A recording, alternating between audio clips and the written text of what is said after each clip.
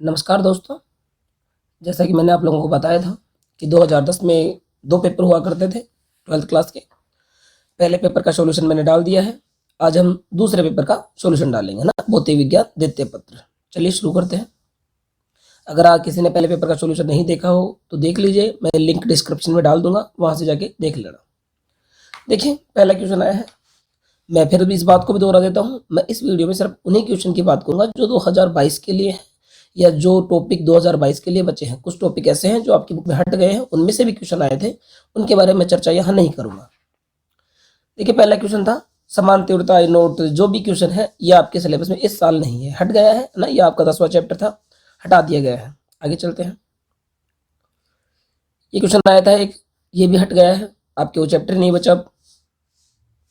हाँ, ये देखिए ये आपके है। तीसरा क्वेश्चन है कि अर्धचालकों में चालन होता है एकल ध्रुवीय, द्विध्रुवीय, त्रिध्रुवीय, अध्रुवीय। तो इसका आंसर है कि अर्धचालकों में जो चालन होता है वो कैसा होता है।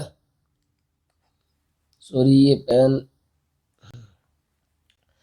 तो अर्धचालकों में जो चालन होता है वो द्विध्रुव होते हैं, द्विध्रुवीय होता है। दो चीजें उनके अंदर चालन करती हैं, एक तो आपको पता होगा इलेक्ट्रॉन, और एक चालन करते हैं होल। तो इसे द्विध्रुवीय चालन बोलते हैं। अगला क्वेश्चन भी सिलेबस में नहीं है वैसे आपके। उच्चतम वेदन क्षमता की तरंग, वैसे गामा तरंग होती है लेकिन नहीं है इस साल आपके, है ना। आगे ध्वनि तरंगों में ध्रुवण प्रेक्षित क्यों नहीं होता, ये भी नहीं है सिलेबस में। ये चैप्टर पूरा हटा, जो 10वां चैप्टर उसी में से क्वेश्चन है ये। अगला भी नहीं है, ये भी हट गया आपके इस साल। आगे देखिए ये आपके है नैज अर्धचालक की क्रिस्टलीय संरचना कैसी होती है। तो आप देखेंगे आपके सिलेबस में आपको पता चलेगा समचतुष्फल की, है ना। क्रिस्टल संरचना नैज अर्धचालक की समचतुष्फल की, जरूर देखना उसको। आगे देखिए आकाश तरंग, ये भी नहीं है सिलेबस में। प्रकाश का व्यतिकरण, ये भी हट गया है। ये इलेक्ट्रॉन की विशिष्ट आवेश ज्ञात करने की थॉमसन विधि, ये सब कुछ हट गया। थॉमसन विधि है तो सिलेबस में नहीं है वैसे भी, है ना। ये चीजें पहले चला करती थी। विशिष्ट आवेश, ये आपको मैं बता दूं, विशिष्ट आवेश किसको बोलते हैं। विशिष्ट आवेश जो है वो बोलते हैं हम लोग Q/m को। Q/m क्या कहलाता है, विशिष्ट आवेश। आवेश व द्रव्यमान का अनुपात कहलाता है विशिष्ट आवेश।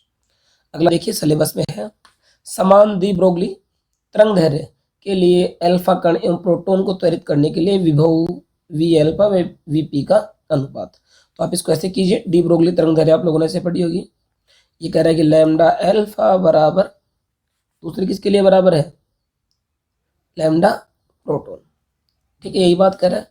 मैं यहाँ लिख रहा हूँ लैम्डा अल्फा, लिखिए आप लोग h√2m/v बराबर, और आप प्रोटॉन के लिए लिखिए h√2m/v।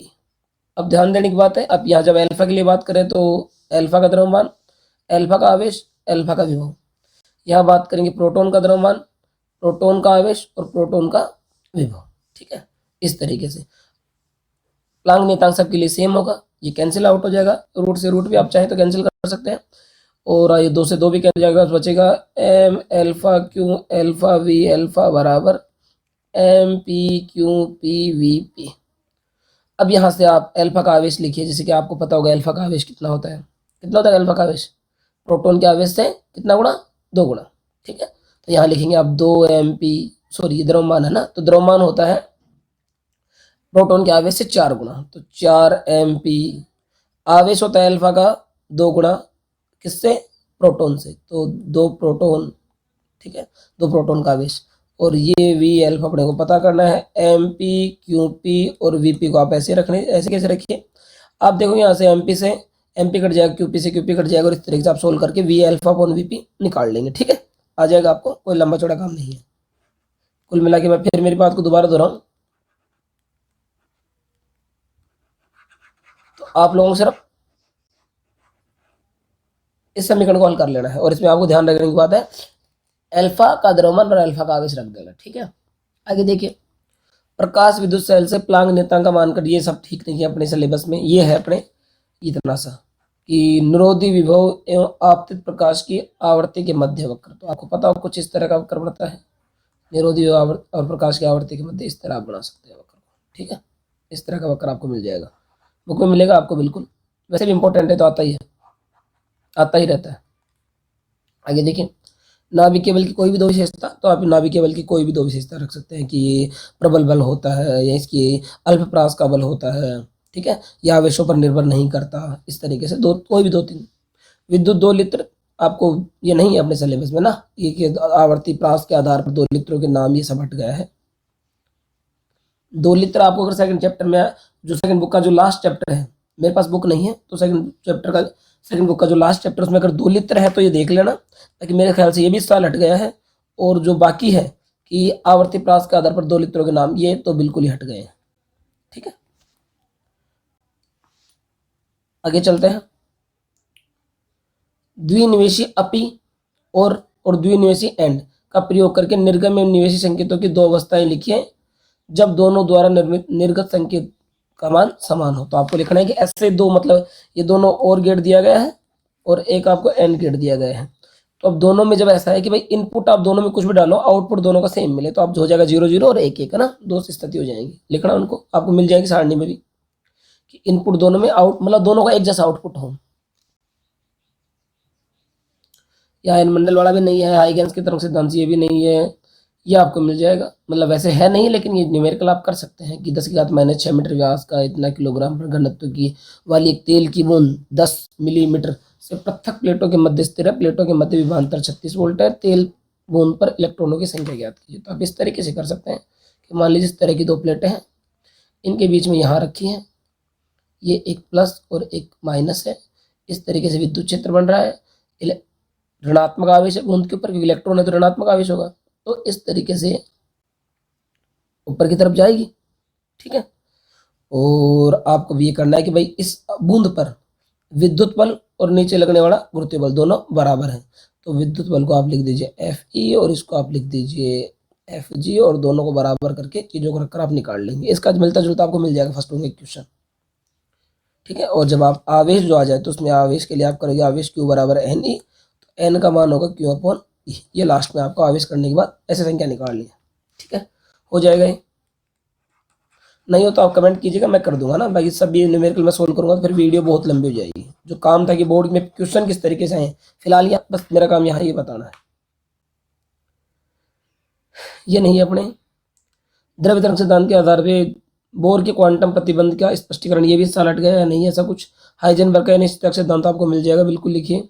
प्रकाश विद्युत सेल प्रयुक्त क्या, थोड़ी ये भी प्रकाश विद्युत सेल, वैसे प्रकाश विद्युत सेल ही नहीं है ना, दिया गया है बॉक्स में, लेकिन एग्जाम में नहीं पहुंचता, वो अलग ही दिए गए हैं। आप पढ़ना चाहे तो पढ़ सकते हैं।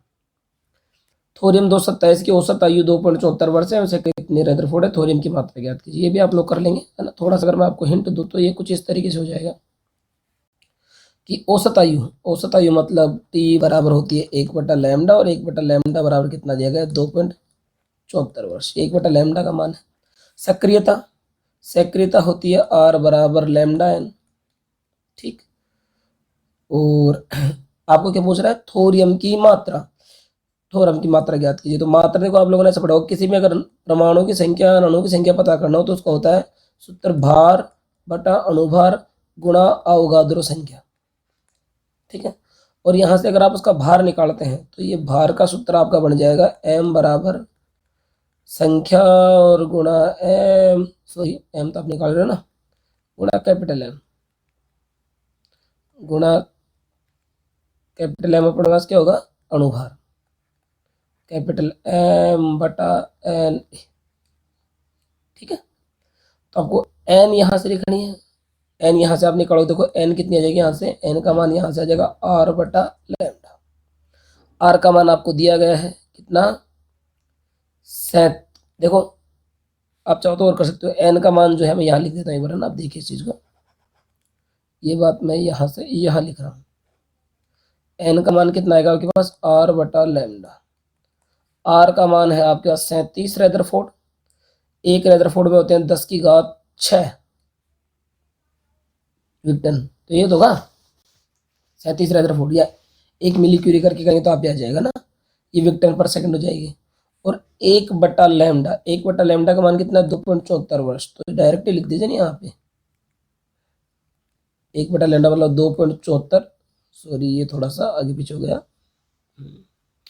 ये जो है 2.74 इसको वर्ष है, आपको इसको सेकंड में बदलना है। ये वर्ष हो गए, फिर 2.74 वर्ष का मतलब, अब एक वर्ष में कितने दिन होते हैं? 365।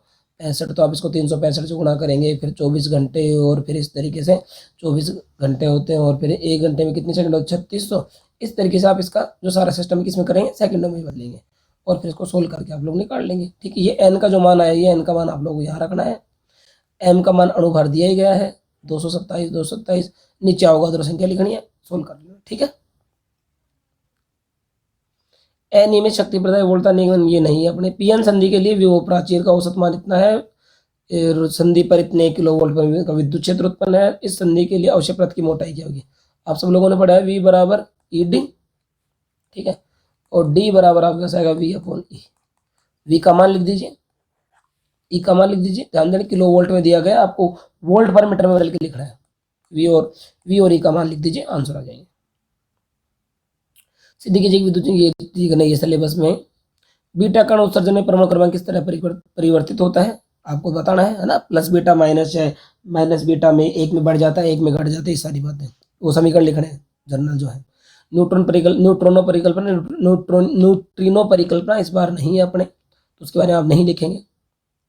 बंधन ऊर्जा प्रति न्यूक्लियन, बंधन ऊर्जा प्रति न्यूक्लियन एवं द्रव्यमान संख्या के मध्य वक्र खींच देंगे। आपको पता होगा शायद इस तरह का कोई ग्राफ्स आता है, इस तरह का ना, ये ऐसे करके, सॉरी ये ज़्यादा ही हो गया। मतलब 3 तरह के डिप आपको इसके अंदर मिलेंगे, 1 2 3 और इस तरीके से। ठीक है, ऐसा आपको ग्राफ मिलता है। तो जिसमें नाभिक के अधिकतम स्थायित्व की द्रव्यमान संख्या परास्पति है, तो अधिकतम कितना होता है? 56, है ना। जब द्रव्यमान संख्या किसी के लिए 56 हो, वो अधिकतम सबसे ज्यादा स्थायी होगा। उसके लिए प्रति न्यूक्लियन बंधन ऊर्जा का मान होगा लगभग 8.8 मेगा इलेक्ट्रॉन वोल्ट के आसपास। तो ये बात आप लिखिए। कला सब स्रोत विवर्तन सब सिलेबस में हट गया है। लास्ट क्वेश्चन है, पीएन संधि डायोड का निर्माण किस प्रकार होता है? तो 3 प्रक्रियाएं होती है, तीनों प्रक्रियाएं आपको लिखनी है। संधि डायोड की उत्क्रम अभिनीति की प्रायोगिक व्यवस्था का नामांकित चित्र, परिपथ बनाइए, अग्र एवं उत्क्रम अभिनीति में अभिनीत वोल्टता, ये सब आप लिख सकते हैं ना। ट्रांजिस्टर आपको नहीं मिलेंगे देखने को इस साल। ठीक है, ये है। और फर्स्ट भी देख लेना, इसी तरह आगे चलता रहेगा। थोड़ा सा टाइम का कमी रहती है, इसलिए वीडियो लगातार नहीं आ पाती, इसके लिए मैं माफ़ी चाहता हूँ। अगर आपको ठीक लग रहा है और आप बाकी पेपर भी करना चाहते हो तो चैनल को जरूर सब्सक्राइब कीजिए।